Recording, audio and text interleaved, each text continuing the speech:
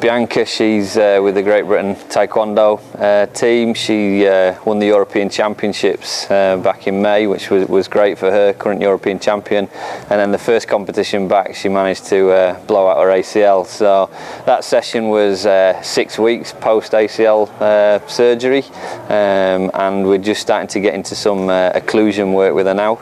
Really looking at some localized restrictive blood flow work and some hypoxia, isolated hypoxia, which has been shown to have some beneficial effects for hypertrophy. So with her being out for quite a long period of time, it's really important that we re-establish, the musculature and the muscle mass on her leg there. So we're trying to accelerate that with a pretty localized technique in terms of occlusion training. So the session was a lot of reactivation of her glutes and her hamstrings and all that posterior chain stuff, but then a lot of strength work under the occluded conditions. So we have a pretty well established methodology in the EIS, which has been developed with colleagues in the strength and conditioning department.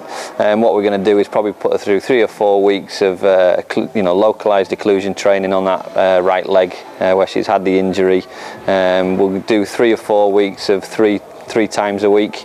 It's usually 3 sets of 15 reps or 3 sets to failure. We do it about 30 to 50% of the 1 RM. So with her not being very strong at the minute, we're not shifting heavy weights, but you can see from some of that footage that it's quite challenging for her, and that'll obviously progress with time. And it's just her ability to tolerate the occlusion, the sensation of occlusion with the pressure cuff, and then continue to do the exercises around it. She's still on the rehabilitation process. She's by no means fixed. So at the minute the guidance is completely from the physiotherapy and the medical departments.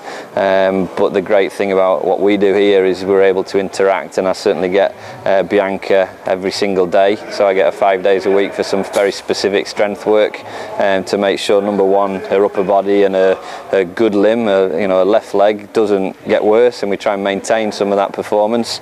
And then we work around the injury to try and promote some amount of supplementary rehabilitation which will complement what the physios are doing. So yeah, absolutely. I think working one-to-one, you've got to know the individual, you get to know their personality, their characteristics, what makes them tick a little bit. Some days it's, you've got to get them up for the session because there's not other people there to motivate them, so you've kind of got to be the thermostat for the session.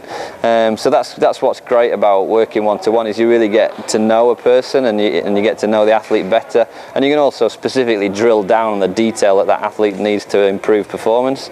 Working with groups is a completely different dynamic, as you can probably expect, but again it brings its own upsides and downsides. The challenge of managing lots of different people, trying to make every single one of those athletes within the group better at the same time, but still managing logistics of lots of people in the same room or the same weight room. So working one-to-one or working with a group, both presents its upsides and its downs.